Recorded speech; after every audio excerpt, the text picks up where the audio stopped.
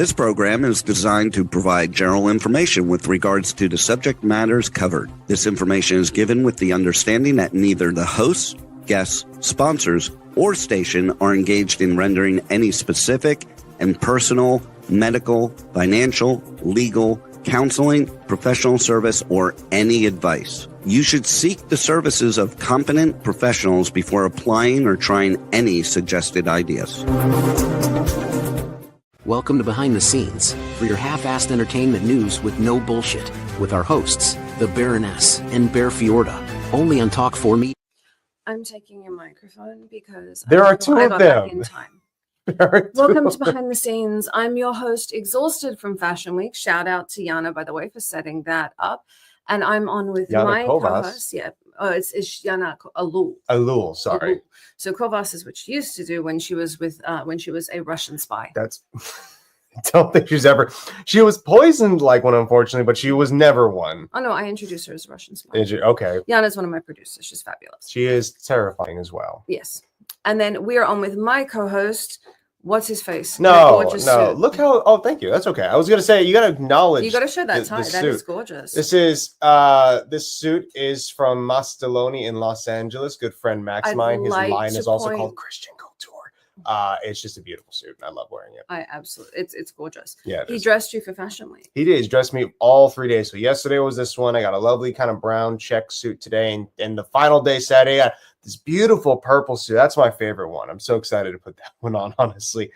But I don't want purple shoes. You know, that's the one part that sucks. I can't fit the ensemble. I got brown shoes for the brown suit, blue shoes for the blue suit, but he's been looking for purple shoes. People don't like to sell purple shoes. I don't get it. You need to find a pimp. Or at least the pimp's dealer, I think, is probably what I need to find more than anything else. Just, the clothing dealer. That isn't how any of this works. I know it's probably not how it works. Hey, fun fact, because we talked about this before the show, and I want to bring it up I told now. him he needed to say it. I am going to share it right now. I recently learned as a Jurassic Park fan that the dinosaurs that represent the velociraptors are actually not velociraptors, because those suckers are like the size of chickens, and they did not look intimidating enough. So they used one called Deinonychus, and I don't know what it looks like yet, but I am excited to check it out because I totally forgot. What the fuck is that? Oh, it's my red light mask. Hold this. Yeah, okay, I'm gonna. It's from Let me double fist these microphones real quick. And it goes on like that. This is not sponsored, by the way. You can't even open up your mouth. I can. What are you gonna do? This is not sponsored. That had to hang on. It wasn't put together. This isn't supposed to be taken off.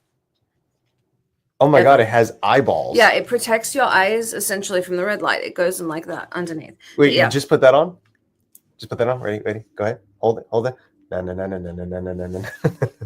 Batman. Okay, we'll have to leave this till after. I was going to do my red light, but this isn't supposed to be taken apart. Okay. So, I mean, for hey, any reason. There's always the next time. It kind of made you look a little bit like the Cybermen from Doctor Who. Why did you hand me the furthest microphone? I don't know. That's a good question. Why did I reach across my body to give you the mic? I don't know.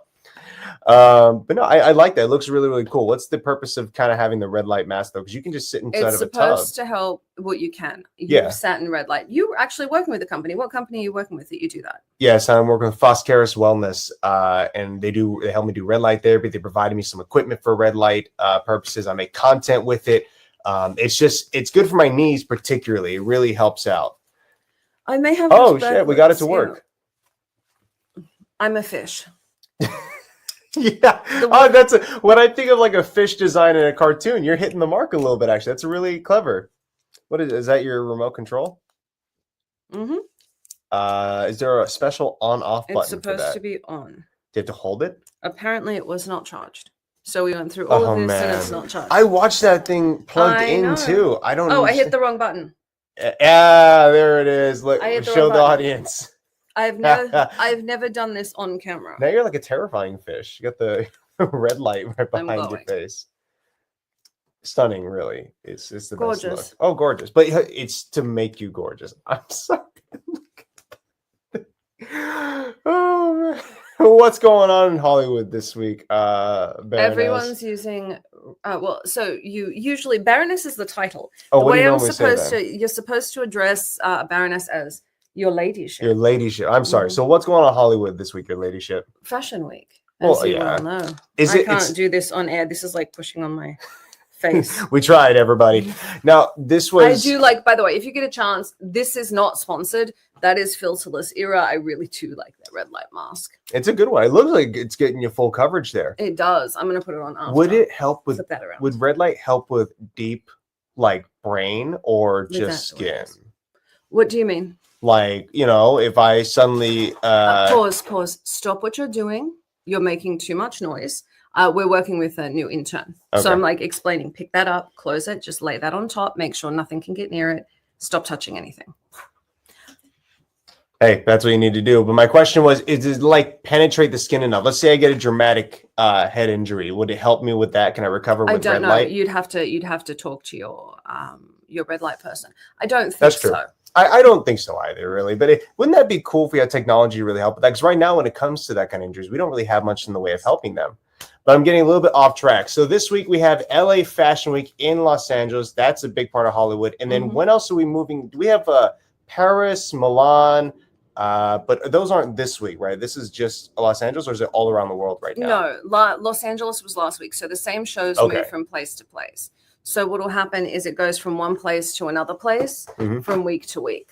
Okay. So essentially, we had Paris, then we had New York, now we have Los Angeles. Nice. I think they have Dallas. Oh, they have a Dallas Fashion Yeah, Week? they have them all over the place. Cool. I never knew that either. I thought it was just kind of the big three was Los Angeles, Milan, and Actually, Paris. LA is considered one of the worst fashion weeks. Oh, it's really discombobulated. It's really I hate these. I like the little things better, by the way. Okay. If you want, we can take them off. It's really discombobulated. Well, it's blocking. So the issue with these, I get that it's meant to look like an old mic, but you just there it goes. But this takes up less space. Okay. You can see more of your clothing. Okay. And you know what? case, I won't disagree with that. Those are some fine points. But just so we look uniform, let me take mine off too. You can leave yours on. I don't care. I know you're really excited by new technology. Well, you know, I appreciate that. That's kind of you. I normally wouldn't. You are wrecking the sound of the show by playing with that. This is also a fair point. Let's just leave it like this then. Anyway, essentially, LA is considered the worst of the fashion weeks. This has been a very discombobulated show with multiple things going wrong. So far, we've had a screw up with the red light mask. Bear's like... Oh, I thought you were talking about the fashion week. We sound like we're doing corn. Speaking of which...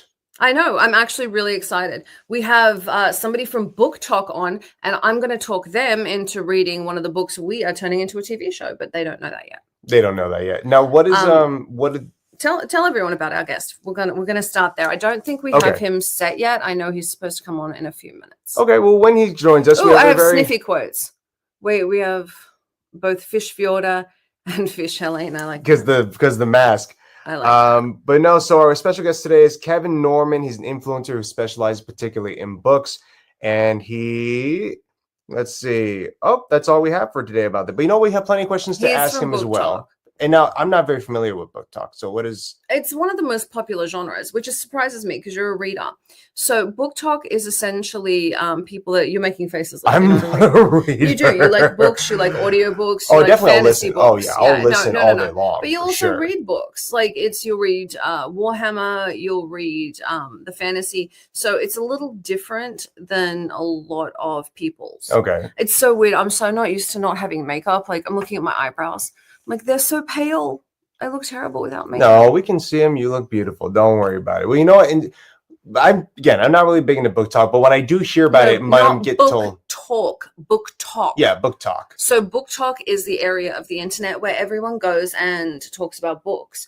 I actually watch BookTok. I had one of my writers in one of the IPs we're holding, which is Receiver of Many, was really popular on like Tumblr and Insta and all of that. And BookTok, whatever gets popular on there is now becoming films. I look on BookTok because people just like you, the producers, are looking for their material on that subject. We're looking for projects that are already popular. That's fair too, yeah. Because if you have an embedded following already, why not? Exactly. And it's a way to get original content and shore it up. If you notice, we make the same films again and again and again. Just because different titles, it's slightly to make different money. narrative. Well, it's got nothing to do with that. We just remake the same ones. And it's just for money because it's a sure investment. So a good way of showing up your investment and getting an original IP is going for a book that's already popular. You know, do you want to introduce our guest? He's on, and I'm more interested in him than you. Okay. Welcome to the show, Kevin Norman. How you doing today, man? I'm good. How are you? I'm doing pretty all right so far. I love that the background is also books. He's this lying. Is perfect. We're exhausted. We came from fashion. And yesterday, It's okay. We didn't even put on makeup. I'm exhausted too. But yes, it is all books. I have, I think, too many, which you won't hear book readers say too often. No, dude, it's like a library. They're I'm allowed to speak in a normal tone. I love it. Oh shit, they are. He's color coordinated his books. That's really well done, actually. We have nice. a tree. Oh yeah, right there. Those ones. I love this. Yeah, these ones not color coded. These ones color coded. Nice. What got you into? Listen, I'm not a book reader. I'll listen to stuff, so this is very new territory and very shocking. You make yourself sound stupid. He does read books. He's never read a book in his life. He just gets punched in the head more than he reads. But what got you into reading to begin with? What made you, in fact, more than that, what made you want to start making content about it? Yeah, great question. So I've been a big book lover and reader since I was a kid, and then the pandemic happened and we all had so much free time. So I was like, why don't I just get back into reading since I have the time to do it? And I just started reading a lot more books, and then TikTok was kind of on the rise, and I was watching TikTok videos, and I am a creative person. So I was like, oh, I'd love to get in on TikTok. I just don't know how. And then I saw someone make a video about books. And then I was like, wait, people actually want to talk about books on the internet. And so I made my own video promoting, if you like the book, Call Me by Your Name, here's some other LGBTQ plus books you should check out. And then that video blew up, and now we're here and I'm with you. Well, thank you for that. We appreciate it. I love that. Yeah, absolutely. I'm kind of curious as well. Is there a particular type of genre you try and stick to with your content? Do you have a thing that really hits well with your audience? Not really. I think if I'm passionate about something, my audience will be passionate about it too. It really just comes down to being genuine and talking about the things you love. Do I have a favorite genre? Of course, I love fantasy books, but I will read pretty much anything. And then books will get popular on the internet, and I kind of want to join in on the conversation and see what the heck everyone else is talking about. So I'll read that too. Nice. I actually stalk you looking for IPs to pick up, just to be perfectly honest. One of the, I'm not kidding. I pick up my IPs by watching BookTok, you personally, and some other people. And one of the ones we're doing right now, Receiver of Many, is being turned into a television series, and that actually led to A Court of Thorns and Roses. It led to all of these fan fictions based on this original book, and I'm seeing more and more of that, and I'm loving to see Receiver and Call Me by Your Name and all these inclusive books, because there weren't a lot, and it was very, very closed off until BookTok got popular, because for some reason publishers are stupid and like to leave money on the table. No, that's a great point, because we have more diversity now in publishing. It's still not perfect. There's a lot of work to do. Boy, that was really a very polite understatement. I'm going to go with way worse. Please continue.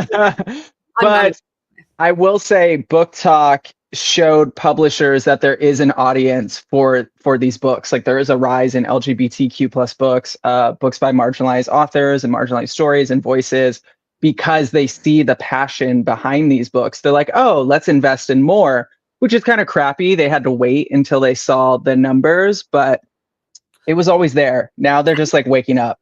Historically, we're not great about it. That book I was talking about, I'll send you a copy of, Receiver. Her fan base chased me down at Comic-Con, stalked me while I was speaking there, and gave it to me. And when I told them, no, I can't take unsolicited material, they followed me for 3 days. When you talk about a loyal audience, these books Call Me by Your Name, they have a loyal audience. Yeah, they really, really do. Frighteningly loyal audience. what is a book you discovered because you're doing this that you wouldn't have discovered otherwise? So there's a genre called dark romance. I don't know if you're familiar with it, but there is. I can guess. That is the secret of many. That's where I got this book that the lady threw at me. Yeah, so that was a genre I never explored before I entered BookTok. I just was not on my radar. I stuck to like fantasy, young adult, romance here and there. But then I read a book called Haunting Adeline, and that opened the floodgates to that genre for me. So that is definitely something I would not have picked up if it wasn't for people being like, "Hey, you should check out this book." And then I did. You know, that's I'm just curious. Off that note, considering how it impacted you and things you've discovered now since starting this channel, how do you think you impact other people's, and how do you broaden their horizons when they hear your stuff? He gets people to read. Have you not? No, that's a great question, because I think I see it the most from people I know and knew before I started creating book content. They'll like reach out to me and be like, "Hey, you're encouraging to read more. I picked up this book because of you." And then, of course, the wonderful community I've built online, receiving comments from them like, "I trust your book opinions. I'm definitely going to check this out because of you." The thing, though, as a content creator, I don't think we always see the type of influence we have unless people do take that step to directly talk to us. But I would like to think I am encouraging everyone out there to at least pick up a book and read. Yeah, I'd say that's a pretty big part of what Cult you level. do. Absolutely. Cult level. On the You're following internet. this cult level. Go ahead. I know I cut you off the last time. No, you go. I was enjoying your questions. It was better than mine. With how embedded your audience really is, and overall BookTok is one of the most dedicated audiences I see. Like I do cage fighting content. I'm a mixed martial artist by trade, and my people get pretty into it. You make people smarter. He makes them dumber. But more than that too, as well, you get people so much more invested in what you put out. And so I'm wondering, do you ever have any interesting interaction with people who maybe are a little too invested in what you put out, or you yourself? Not to that extent. I would say, like, as we discussed earlier, there is loyal fan bases. So if you critique something that has a big fan base, you should be prepared for at least some form of backlash is a strong word for this, but some pushback from individuals. People take books very personally because it becomes a part of like who they are and their identity and their personality. So when it gets critiqued online, I think a lot of nuance gets lost, and some people just might take things personally that they really shouldn't. But, sorry, I was just told by the live stream. Apparently, my butt was showing. That's fantastic. Shout out to the live stream. Sorry to my aunt. No, they do. They take it really seriously. Look at what's going on with the Baldoni Blake Lively thing. I am going to ask your opinion on that. So prepare for online hate. Shout out to if he's writing in. So, what do you think about the Blake Lively Justin Baldoni thing? I just have to get your opinion on that because as I was grown up with this saying, not my monkey, not my circus. I try not to get involved with all that drama or anything, because there are content creators out there who this is like what they do. They talk about pop culture. They talk about what's going on in the news, Blake and Justin. I just stick to my fictional world. I don't mean like who do you think's right in that? I mean, with the changes that they wanted to make to the book, do you think, I know that's kind of what led to the war. Do you think people need to be more true or less true to books in adaptions? It's an interesting question, because if you ask us as readers, we want to be like, yes, it should be exactly like the book. But there are some things that just don't get translated, and film is a different type of medium. So in a way, it makes sense that it would be slightly different. You're telling the same story. You're just telling it in a new and fresh way. When it came to It Ends With Us, I actually enjoyed the movie more than I did the book. Okay, plus, that makes sense. Justin Baldoni's hot as hell. Like it's not. It's an easy way to get it. Well, in that case, if you had a book that you had to make an adaptation for, that you would really want to see it done directly by the book, line for line, what would that be? And let me take notes. Honestly, I would love to see the book The Song of Achilles. I don't know if you are familiar with it. It's basically a retelling of Achilles, and it's a beautiful gay love story that touches like straight people, gay people, like it is a beloved book. And why it doesn't have an adaptation, like we have Troy, we have Sparta, which was a show, like they need to adapt The Song of Achilles. I think it'd be a beautiful movie. Okay, so I'm reaching out and getting that IP. Song of Achilles it is. Yep. Do you have an opinion as to why they may not have tried to adapt it yet, considering they've touched on a lot of things with Achilles already? Really? You didn't get that from Gay Love Story? Do you know how hard it is to get your stories made? I tried. But listen, if you were to think back to that time, that's probably a far more accurate adaptation than what we've seen thus far. Absolutely. So, but did you see Alexander because they included gay love scenes in that? I don't think I did, actually. Go to the corner. I'm sorry. You're fired. You're no longer on the show. No, you're right. I think because it's a queer story, which makes it harder, but it's also a higher budget to produce. Like fantasy is really hard to get adapted because it just costs so much money. That's true, man. Look at Star Wars, Lord of the Rings, all those big trilogies. That's easier. That can all be CG. What we have to do now to do some of these, I'm sorry, it's ridiculous. Like, okay, again, I'm going to go back to the receiver. We have to shoot that in Scotland, Italy, and in a place called Granite Tor to get Black Cliffs. It is cost prohibitive unless you're working with BBC or HBO or Stars. Okay, so the high production value really can take away from it. Is that possibly why the books don't really translate well to movies? The production value or the cost is just too much to maybe make those things more accurate? I think that could have an effect on it and be a part of it. I think a lot of it also comes to if they don't hire the author to collaborate on the script, or if they completely ignore basically the fan base and the author themselves and kind of just go off script and do their own thing. Like we saw with Avatar: The Last Airbender was a very popular cartoon series, and then M. Night Shyamalan made that terrible movie, and we don't speak about that one. Fuck that. I'd like to remind everyone, every time we use bad language, we give money to the Boys and Girls Club of America, the Humane Society of America. And we swear because we care. Cuss for charity. I love it. That's called the Sean Patrick Flaherty rule. We had him on and he said the F word 72 times in like 30 minutes. Yeah, so we had to make it good. Well, I haven't said any. No, you've been a very polite. If you do, the money goes to charity, so it's fine. Great. The so I want to, if you don't mind, I want to say something to what we said earlier. I totally agree with you. To play devil's advocate, some people may appreciate a new perspective on what we see from the original storyline. That's the middle ground thing. When you look at J.K. Rowling, she was too involved in Fantastic Beasts, and it dropped dead. What do you mean?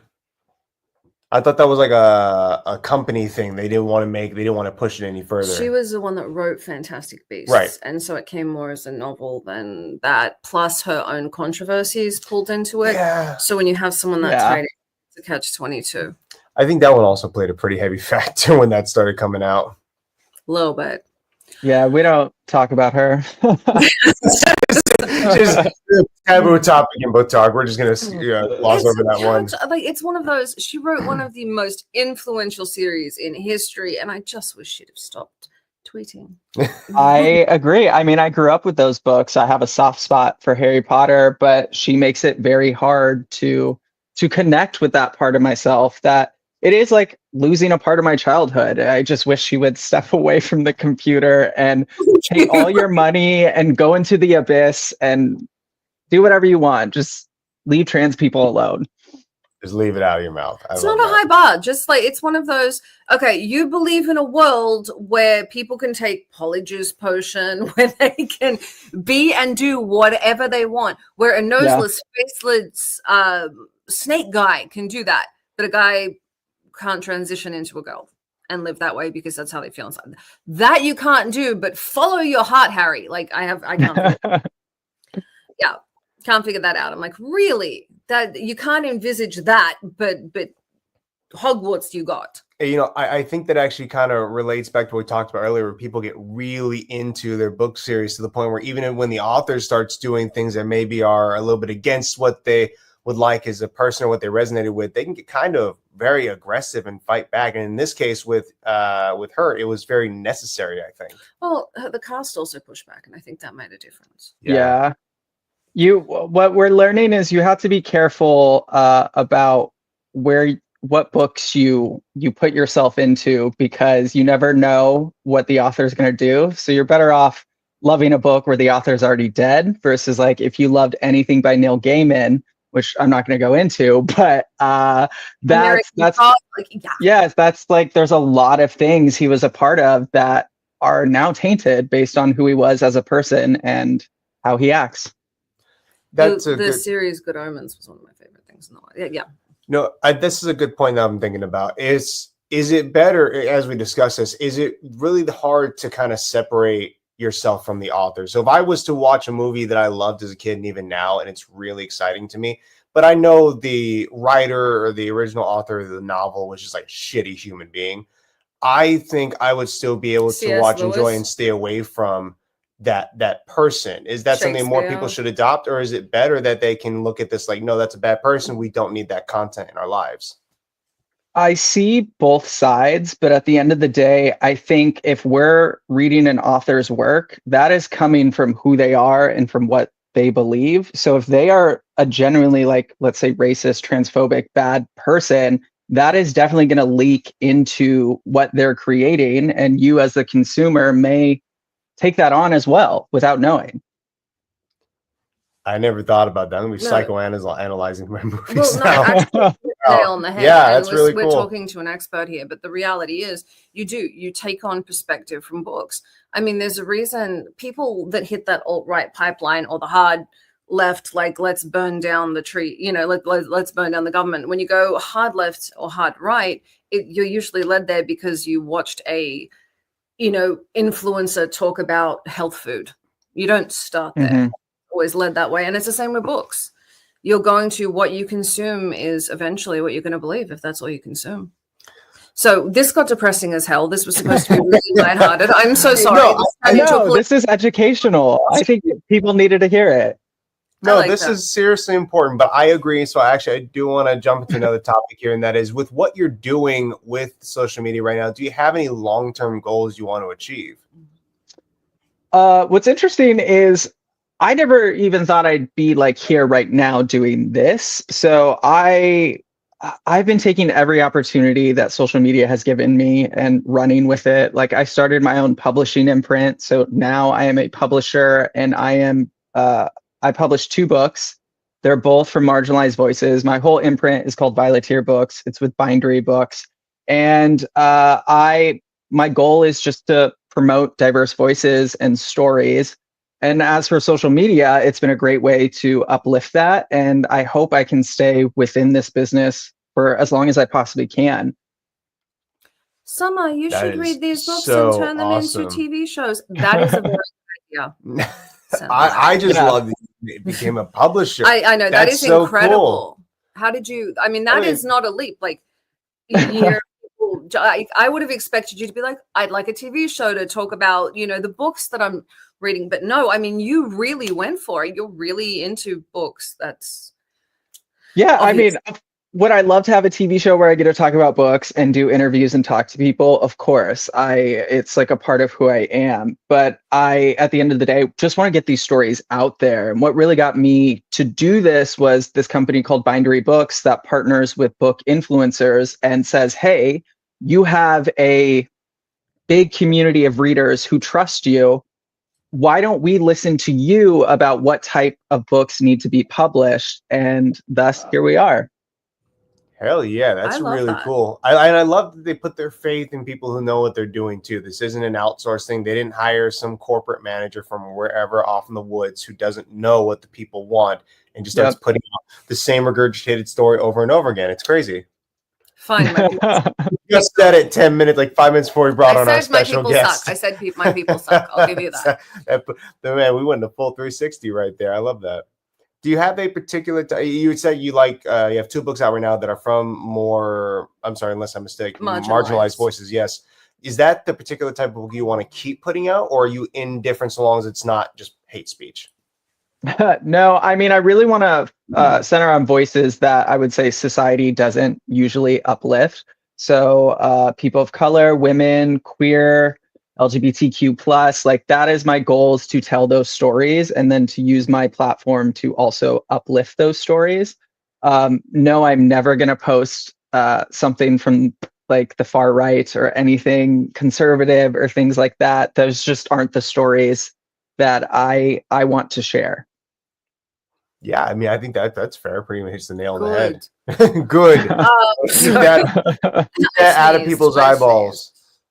Yeah, I mean, I know we've been touching politics too, so I think it's also important to make clear. I think if, regardless where your alignment is, if you're just a decent person and you have certain values that hit differently than mine, like if you want to give guns to people, that's fantastic. Okay, please vet them. Please make sure they don't have mental illness. Yeah, please no. We're not going into other. politics. America has failed at that. Y'all should join the Commonwealth again. Just know. In the Commonwealth it's again. Just like you're fired from making your own decisions at this point. Well, yeah, we did put Trump in office. Essentially. All right, go ahead. Go on.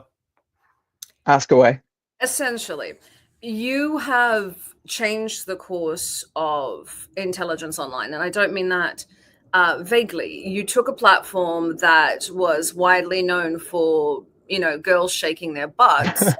And you put something intelligent on it and created your own community around it. You really changed the course for TikTok. BookTok is now getting better and bigger than these thirst traps. It's really changing the direction, and it's changing how people see TikTok. How do you see that growing in the future? How do you see yourself growing with it? Well, thank you for that. I also would love to give credit to also the wonderful creators who make BookTok what it is. It wouldn't exist without them. And I don't know, it's just like crazy to see how us as creators have just been talking about an activity that is usually solitary. Like you just do it by yourself. And now you get to talk about it publicly and make friends. And you see books that, were published a long time ago now become bestsellers. And so BookTok has basically given a life to literature in a new way that I haven't seen any other social media platform do. Okay, I love that's a very good point, because we really don't see it on another platform. We don't see it in other genres the same impact that BookTok has had. And not to say they don't have it. There is Bookstagram, there is BookTube, but I think it's not as much. And Sniffy was saying here, Dead Meat YouTube channel hasn't made a Jeepers Creepers video because of the director. So people, I mean, really, yeah, I think that does have an influence. For Sniffy. Sure. With this sphere of influence you have, especially on social media, do you see yourself staying on these platforms, or at least as heavy as you are as the time goes on? Because now you're a publisher. I'm sure that'll translate into something else bigger and better as time moves on. You're going to have maybe less time to do what you're doing now. Yeah, I'm going to keep doing it as long as I physically can and mentally. Sometimes I do think I just need somebody to run my calendar and keep me on track.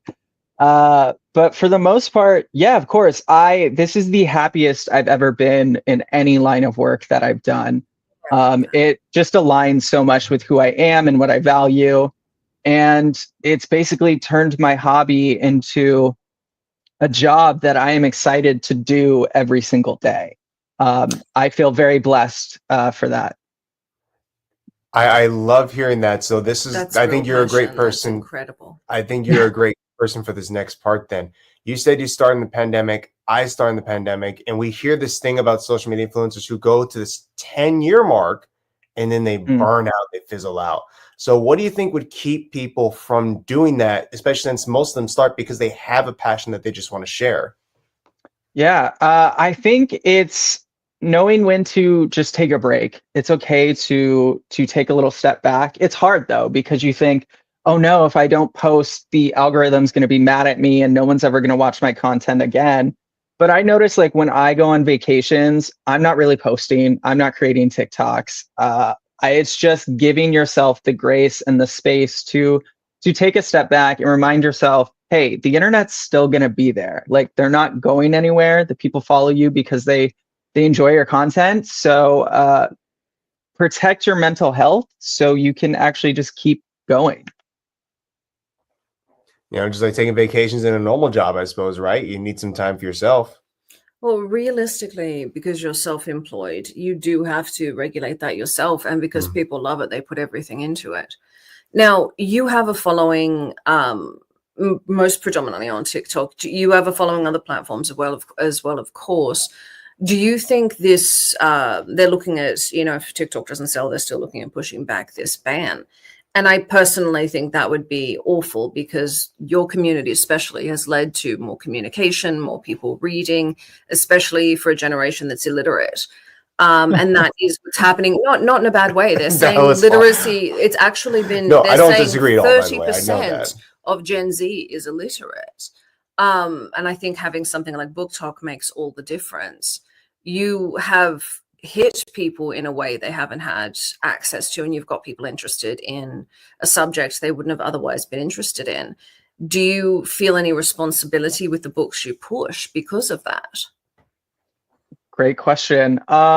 Yes, there are times where, like, example, earlier I talked about that dark romance book. When I made a video about it, I prefaced it by saying, like, hey, everything in this is really toxic. Do not apply like any of this to your real life. But once you know that, go read it and have fun. But yeah, there are certain authors that I wouldn't want to promote on my channel, J.K. Rowling being one of them.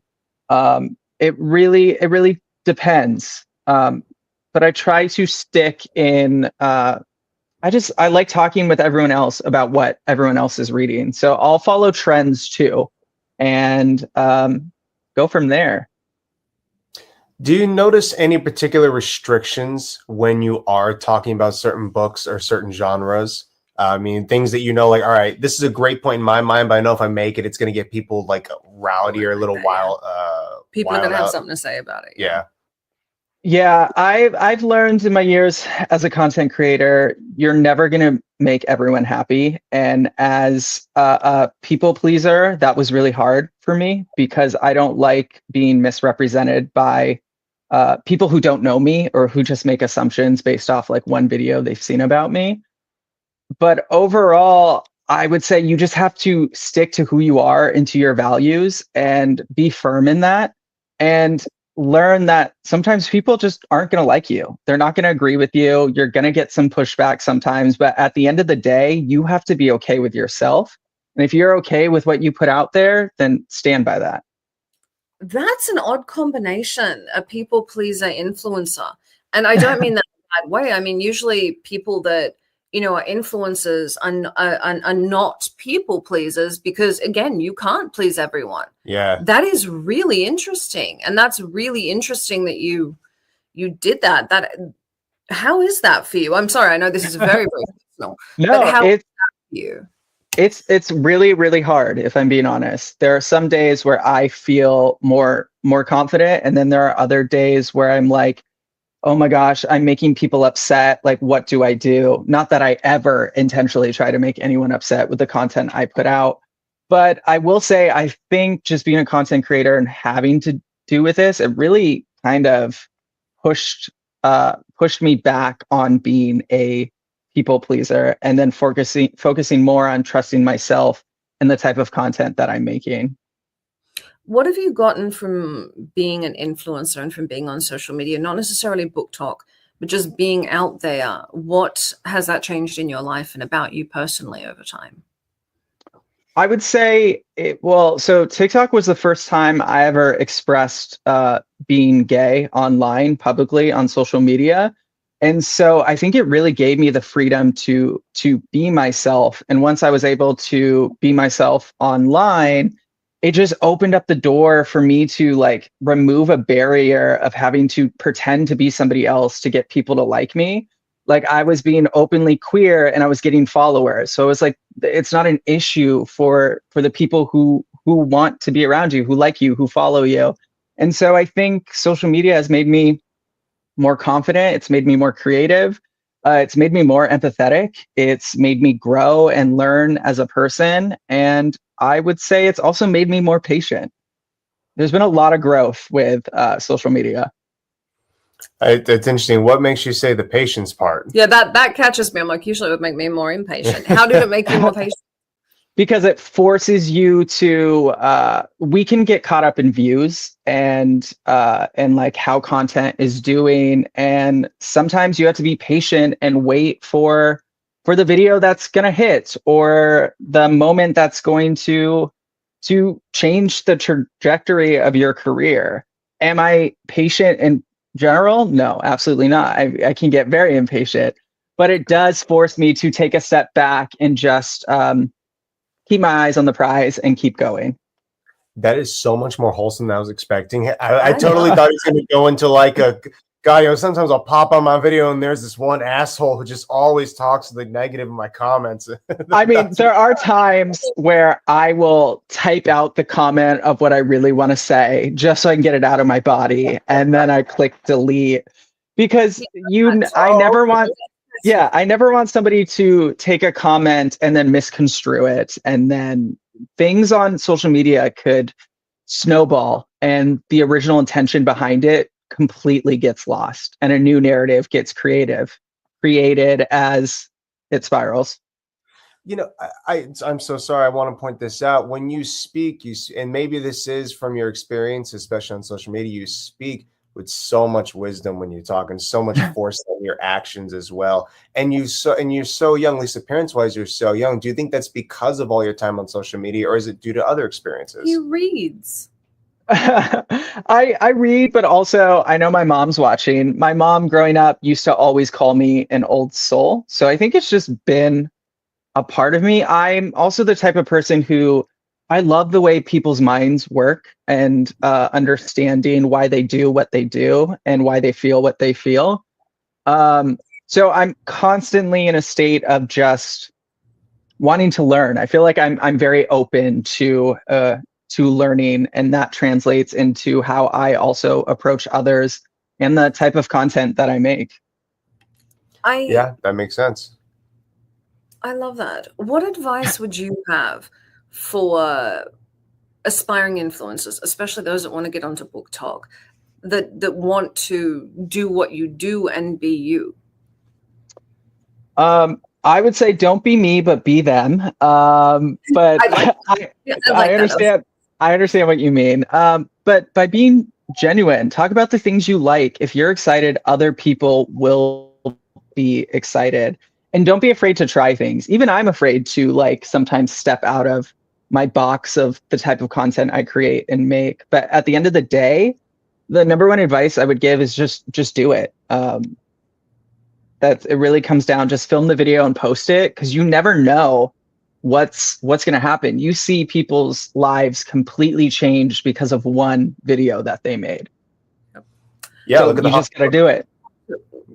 Go to the corner. That's a great example. He just said his mom's watching. It went sour after that. She won't know what that is. Now, we're getting towards the end of the show. I do want you to give everyone your social media. So a lot of Bear's followers I know are readers, and I want them to come follow you. So where can they find you?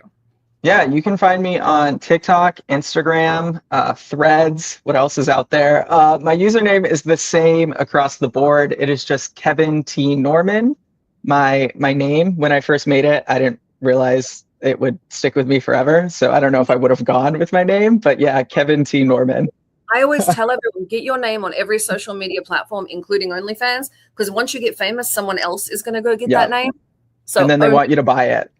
Yep. Yeah. Or they can make videos because they look like you. And I've run into clients where they're like, oh, there's somebody that looks like me making OnlyFans content. I'm like, I told you to get your OnlyFans. I don't know what you want. You know, with that out of the way, I do have one more fun question I'd like to ask you, and that is, do you have a series that is particularly like fond of, that hits you in the heart? That's funny. I was going to ask him what the worst thing you ever read was. All right, we'll do both. What series means the most to you, and maybe the one you hate? There you go. What series means the most to me? There's two. There's the His Dark Materials, which is the Golden Compass series, which turned into an HBO show, which was really well done. And then my other favorite series, I would say, is The Cruel Prince. It's a YA trilogy and then 2 spin-off books. Also great series. As it comes to worst books I've ever read, I mean, I don't know. There's a few that, you know how we talked about fan bases? I won't go there. Oh, I see. All right. I don't know. That's fair. So I'm going to send you, I'm saying this. Would you have Alexis send him a copy of The Receiver? Have Rachel Alexander send him a copy of The Receiver of miniseries. I want your opinion on it, and I want you to do a cameo in it. Okay. I want I'll check it out. start. I want to start. I'm like, I want you to start like jumping into some of these series. I think you are really talented, and we do need to discuss you getting a show. Thank you. I'd love that. No, we need like a book version of Fashion Police. No, but just I'm get thinking a about it diverse as group well. of people. Tell Alexis to call Larry Namer. I want to do that. Yeah, write this down. I've got my assistant back here. Like, have you thought about maybe starting, if you haven't already, starting a podcast with friends or other influencers? I'm trying to get him on a show. Itself? I'll kill you if no. You could do both. I'm just saying, like, yeah. I mean, to answer your question, yes, I have. I've also worked with Spotify in the past to, they have this like audiobook show that we filmed, and we did it 2 years in a row where we're talking about a spicy audiobook and our thoughts and playing like some games. And that really inspired me to be like, oh, I would love to do this full time and have a show like this. So yeah, I've definitely thought about it, but there's so much on my plate, like being a publisher, running my social media, being in a relationship, being a cat dad, spending time with my family and my friends. Like there's just so much, and I'm just one person, and I tend to put a lot of pressure on myself. So will a podcast come or a show? Yeah, most definitely. Right now in this moment, probably not. I like that you're taking care of yourself to do this, because when you burn out, that also comes across in the content you make. Oh, this is the most important question, though. What Lay it on me. Do you have? I'm sorry? What kind of cat do you have? Oh, I would show you. I would pick him up, but he's dead asleep. He is a black, fluffy cat who loves to sleep in this shoebox in my office. And I refuse to throw the shoebox away just because it's his favorite little spot. But yeah, we adopted him from a shelter. He was the last one of his litter, and they said they didn't think anyone was going to adopt him because black cats are the least likely to be adopted, and it is the exact cat I've always wanted. And I love him. His name is Darrow, which is actually based on a book called Red Rising. Also a great series. I like that. Shout out to Red Rising. I know. I love that. People do. They think that black cats are unlucky. They tell you they are the least likely to be adopted. And a lot of I think it's 60% of black cats that end up in shelters are put down. So I love that he found that's a home crazy with you. It's insane. Wow. It's insane. There's a reason that we have the animal shelters on one of the list of the charities that we give to, is because they really do put down a number of cats, specifically black cats. So I love that he found a home with you. This cat has honestly changed my life. I could talk about him all day. Getting a pet, getting him specifically, made me a more empathetic person, and for him, I'm forever grateful. I've never known a love like this. It's just different. Like you have this beautiful, wonderful creature that lives in your house and fully depends on you. And black cats are very loving. I think people don't realize that. I've never met a mean black cat. No. They're just he's so sweet. I love him. That's it. And with animals, it's unconditional love. With a partner, you can love them all you want, but you love them conditionally. If they start treating you bad, you're out. Like the relationship's done. But with pets, with children, with those are people you love unconditionally. So I like that. Absolutely. We have about 3 minutes left of the show. What do you want to say to the audience aside from follow him? Follow me. Read the book Inferno's Air. Read the book Black Salt Queen when it comes out. And read the sequel to Inferno's Air called Tempest Queen.